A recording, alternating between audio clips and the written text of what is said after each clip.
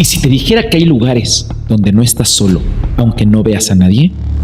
Lugares donde algo camina detrás de ti sin hacer ruido, sin respirar, sin existir. Esto es Ritual de Relatos, un espacio donde las historias reales se convierten en ritual, donde lo cotidiano se transforma en terror y donde los testimonios se narran como si el miedo tuviera voz propia. En el siguiente relato no hay monstruos, no hay demonios, no habla de criaturas. Habla de algo peor: presencias, sensaciones y despedidas que nadie pidió. La historia ocurre en uno de los lugares más emblemáticos de la Ciudad de México, la Arena México.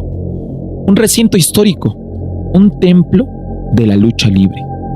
Ubicado en la Colonia Doctores, una zona marcada por décadas de historias oscuras, accidentes, violencia urbana, leyendas de pasillos interminables y edificios antiguos que cargan memorias que nadie quiere recordar. A principios de los años 2000, la arena no era solo un espacio de espectáculos, también era un lugar de entretenimiento, oficinas, pasillos internos, vestidores, áreas administrativas, entrenamiento y corredores largos, fríos y mal iluminados. Desde hace años, empleados, deportistas y personal de limpieza han contado lo mismo: sensaciones de ser observados, corrientes de frío inexplicables, sombras que no proyectan cuerpos y una incomodidad que no se puede explicar con lógica. En ese contexto ocurre esta historia. Eran alrededor de las 8 de la mañana. 3 mujeres entraban corriendo en la parte superior de las gradas de la Arena México. No era raro, era parte de su rutina diaria: subir, bajar, rodear las secciones roja, verde, azul. El cuerpo cansado, la respiración pesada y el eco de los pasos golpeando el concreto. Yo iba un poco más atrás, más lenta, más cansada. Cuando entré a la sección roja, sentí algo raro. No fue un sonido, no fue un golpe de aire, fue una sensación.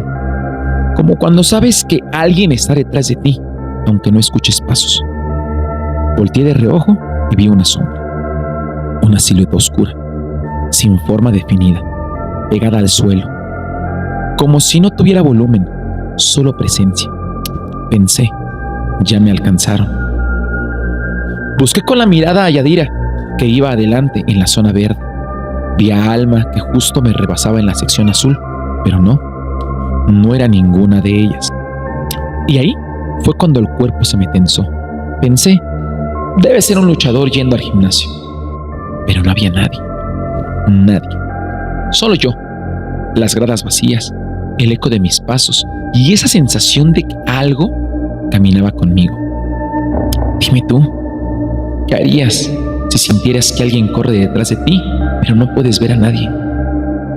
No corrí, grité, seguí avanzando, fingiendo que no pasaba nada, pero el cuerpo ya lo sabía. Cuando llegamos a los vestidores les conté lo que había visto. Yadira y Alma se quedaron en silencio. No se sorprendieron, solo se miraron y dijeron algo peor.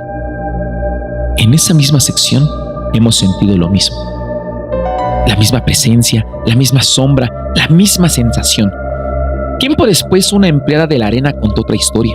No creía en espantos, no creía en fantasmas, no creía en nada de eso. Trabajaba en oficinas, salía tarde casi todos los días, pasillos largos, luces apagadas, silencio absoluto. Pero un día salió más temprano. Eran cerca de las 8 de la noche cuando cerró la puerta de la oficina. Sintió miedo, un miedo irracional, profundo, instintivo y frío. Mucho frío. No entendía por qué. No había ruido, no había nadie, no había nada. Pero el cuerpo le gritaba que se fuera. Empezó a rezar mientras caminaba por el pasillo oscuro y se decía: Dios mío, déjame llegar al pasillo donde está la Virgen. Rezaba, caminaba, rezaba, avanzaba, y la sensación seguía detrás de ella, como si algo caminara a su espalda, como si algo la acompañara, como si algo la siguiera sin tocarla. Luego llegó al pasillo donde estaba la Virgen, y ahí todo se detuvo. El miedo se fue, El frío desapareció. La presión en el pecho se disolvió, como si algo hubiera soltado su carga, como si esa presencia se hubiera quedado atrás. Al día siguiente, se lo contó a un compañero. Él escuchó, pero no le dio importancia.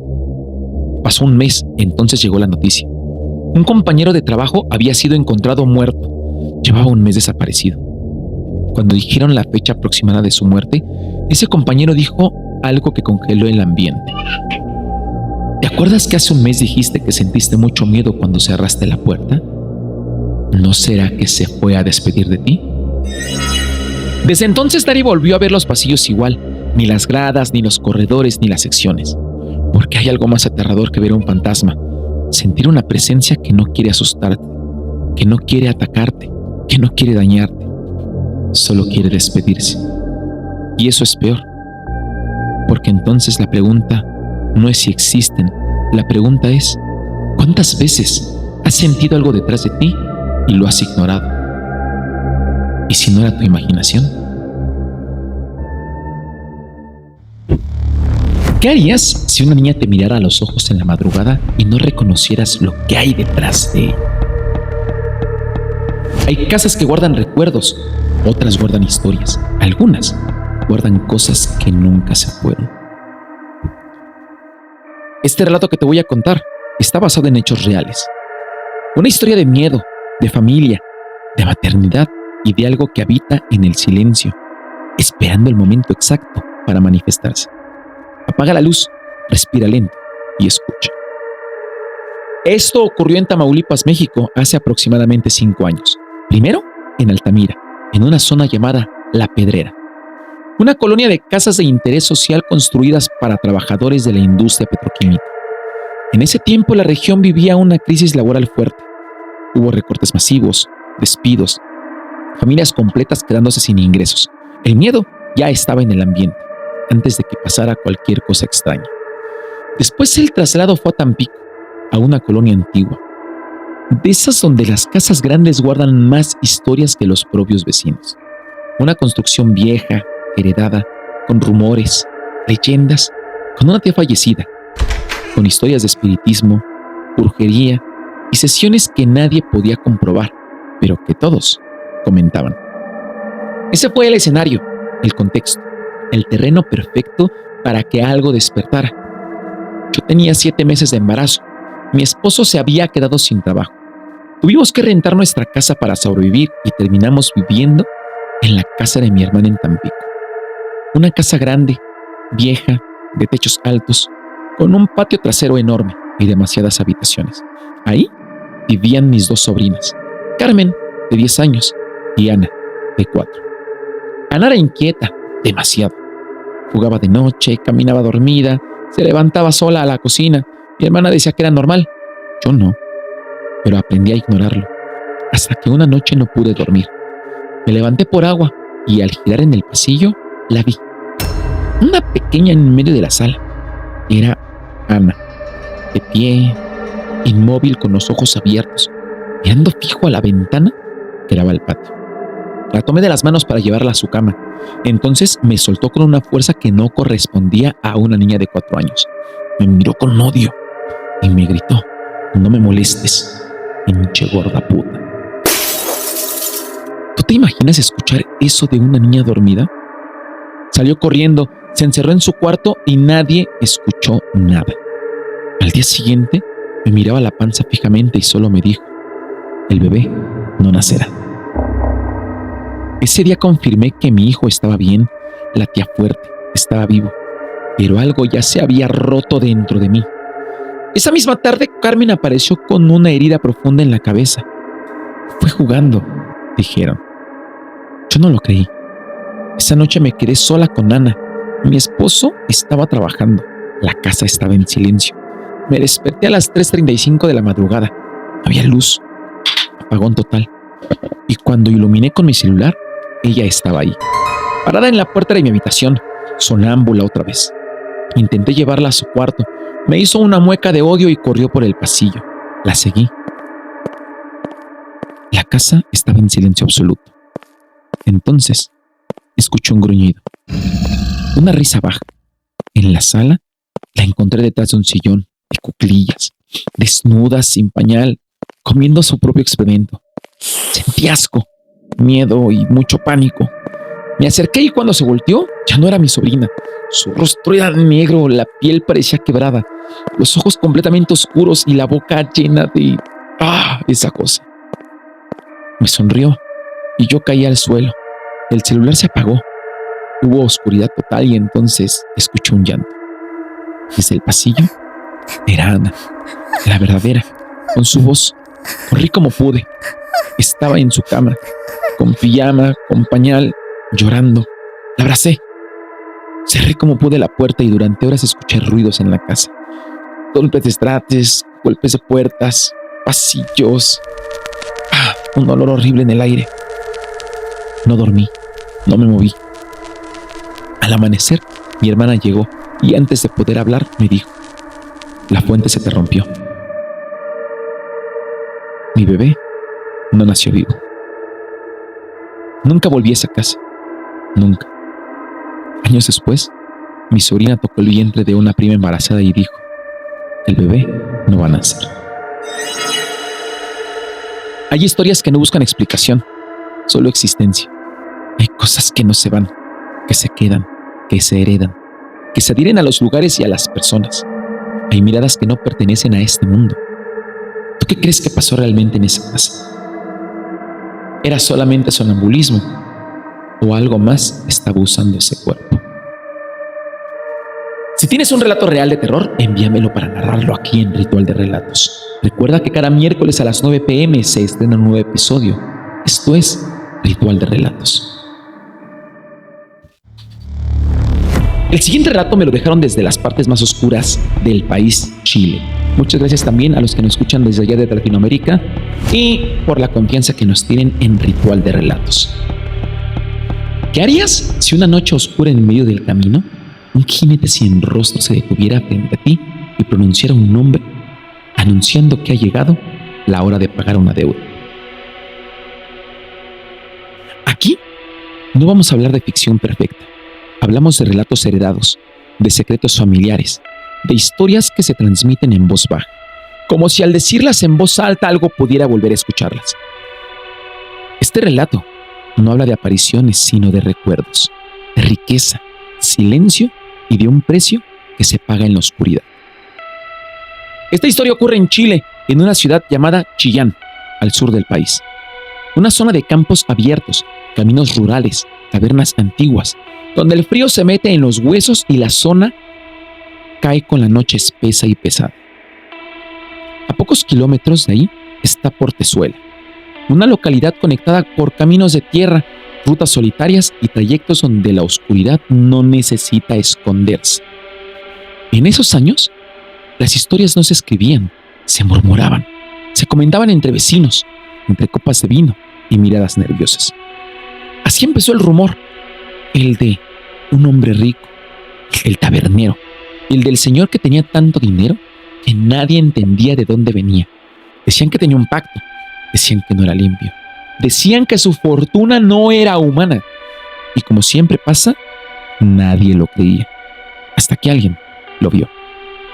Esta historia no la viví yo, me la contó mi padre y a él se la marcó para siempre. Tenía 13 años cuando acompañó a mi abuelo a un viaje aparentemente normal. El dueño de la taberna cercana, don Luis, lo invitó a buscar vino a Portezuela. Nada raro, nada extraño, solo un viaje de entrada por salida. Era viernes y don Luis no quería quedarse sin vino para el fin de semana. El camino se alargó, la tarde murió y la noche cayó sin aviso. Mi padre decía que fue ahí cuando algo cambió.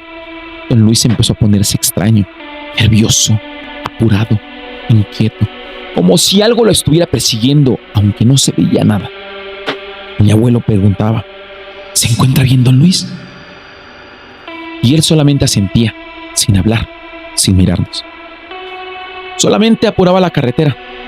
Y entonces lo escucharon. Era un caballo, de cabalgar, rápido, demasiado rápido, pero no se veía nada. La oscuridad era total. Una noche sin luna, cerrada, ciega. Don Luis entró en pánico y empezó a azotar el caballo de la carretera. Mi abuela le dijo: tranquilo, despacio, nos vamos a voltear. En ese momento el caballo frenó en seco, violento, brutal, como si algo invisible lo hubiera detenido. Y ahí apareció un caballo negro con un jinete encima, cubierto completamente por un chamanto negro, sin rostro visible, sin forma clara, solo una silueta oscura recortada contra la noche. Se detuvo frente a ellos y habló, con una voz que no sonaba humana. Don Luis, hoy le toca pagar su deuda. Hubo silencio absoluto. Don Luis bajó la cabeza y respondió: sí, lo sé. Se bajó de la carretera, miró a mi abuelo, miró a mi padre y dijo: espérenme aquí, no vengan, tengo que pagar mi deuda. Él caminó hacia la oscuridad, el jinete lo siguió. Ambos desaparecieron en la noche y ahí empezó lo peor.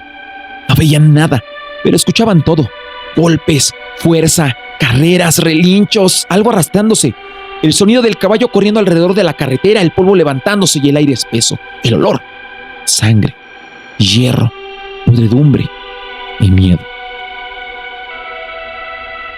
Minutos después, don Luis regresó hecho pedazos, ropa rota, cuerpo lleno de heridas, sangre, polvo, marcas en el rostro como de bozal, en las costillas, huellas de estribo. No parecía un hombre, parecía algo que había sido usado. Cayó frente a ellos y solamente dijo: por favor, no le digan a nadie, al menos hasta el día de mi funeral. Entonces lo confesó, llorando y temblando. Dijo que todos los viernes a las 12 de la noche el mismísimo diablo venía a cobrar, que lo convertía en caballo, que lo montaba, que lo golpeaba y lo usaba, todo a cambio del dinero.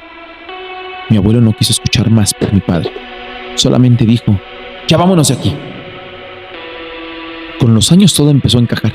Los vecinos decían que los viernes por la noche escuchaban latigazos, gritos, a un caballo correr, golpes en las bodegas, pero nadie veía nada. Cuando don Luis murió, no hubo una cruz, no hubo lápida. Fue su última petición. En su funeral apareció un hombre alto, elegante y bien vestido. Se acercó a mi padre y mi abuelo, sonrió y dijo: ahora ya pueden contar la historia de don Luis. Nunca volvió a aparecer. Nunca nadie supo quién era, y desde entonces la historia vive como advertencia, porque no todos los tratos se firman con papel. Algunos se pagan con carne, miedo, cuerpo, con el alma. ¿Y tú? ¿Qué estarías dispuesto a entregar por riqueza inmediata? ¿Crees que existen precios que no deberían pagarse nunca? Si tienes un relato de terror, envíamelo para narrarlo aquí en Ritual de Relatos. Recuerda que todos los miércoles a las 9 de la noche se estrena un episodio nuevo. El ritual está completo si es que has llegado aquí. Muchas gracias por estar en Ritual de Relatos.